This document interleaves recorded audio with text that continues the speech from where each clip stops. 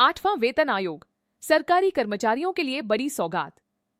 भारत सरकार ने केंद्रीय कर्मचारियों और पेंशन भोगियों के लिए 8वें वेतन आयोग 8th पे कमीशन के गठन को मंजूरी दी है। प्रधानमंत्री नरेंद्र मोदी की अध्यक्षता में इस निर्णय को मंजूरी दी गई, जो कर्मचारियों के वेतन, भत्तों और पेंशन में सुधार की दिशा में एक महत्वपूर्ण कदम है।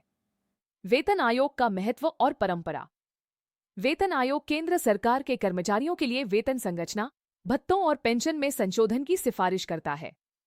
यह हर 10 साल में आर्थिक स्थितियों, महंगाई और जीवन यापन की लागत को ध्यान में रखकर लागू किया जाता है। पहला वेतन आयोग 1946 में शुरू हुआ और 7वें वेतन आयोग की सिफारिशें 1 जनवरी 2016 से लागू हुईं, जिसका कार्यकाल 2025 तक है। 8वें वेतन आयोग की सिफारिशें 2026 से लागू होंगी।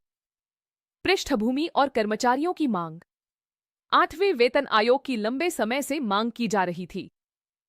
केंद्रीय कर्मचारी संगठनों ने सरकार से बार बार इसकी आवश्यकता पर जोर दिया।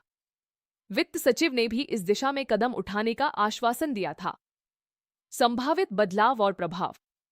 फिटमेंट फैक्टर में वृद्धि।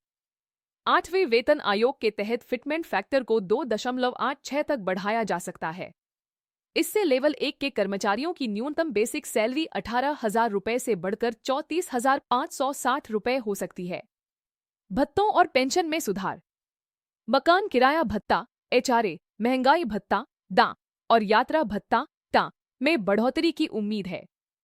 पेंशन राशि में भी सुधार होगा, जिससे कर्मचारियों को रिटायरमेंट के बाद अधिक लाभ मिलेगा। आर्थिक और प्रशासनिक प्रभाव।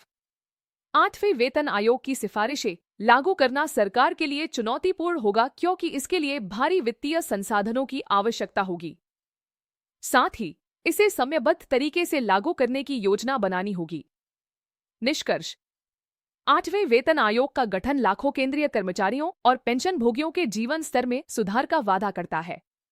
यह कदम न केवल कर्मचारियों की आर्थिक स्थिति को मजबूत करेगा, बल्कि देश की प्रशासनिक दक्षता को भी बढ़ावा देगा।